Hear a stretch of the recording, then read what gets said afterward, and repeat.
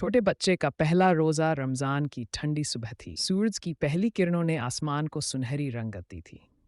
घर में एक प्यारी सी खुशबू और मोहब्बत भरा माहौल था। 7 साल का छोटा अहमद आज बहुत उत्साहित था क्योंकि उसने अपना पहला रोजा रखने का इरादा किया था। अहमद की अम्मी ने प्यार से उसका माथा चूमा और बोली, बेटा, रोजा हमें सब्र और मोहब्बत का सबक सिखाता है। अहमद ने मुस्कुराते हुए कहा, अम्मी, मैं भी सब्र करूंगा और शाम तक रोजा पूरा करूंगा। सहरी के बाद अहमद ने दुआ की और नमाज पढ़ी।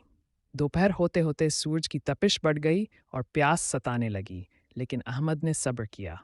उसने अपना ध्यान कुरान पढ़ने में लगाया। दोपहर में अहमद को थोड़ी कमजोरी महसूस हुई, लेकिन अम्मी की मुस्कान और अब्बा की हिम्मत ने उसे मजबूत बनाया। छोटा भाई खेलने के लिए बुलाने आया, लेकिन अहमद ने कहा, मैं रोजे में हूँ, मैं आराम करूंगा। शाम के वक्त पूरा घर इफ्तार के लिए सज गया। खजूर, समोसे, फल और शिकंजी से भरी मेज पर सब बैठ गए। जैसे ही अजान हुई, अहमद ने खजूर से रोजा खोला।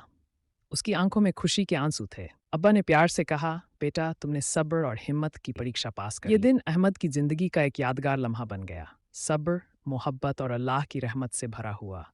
छोटा सा रोजा, बड़ा सबक। रमजान की बरकत।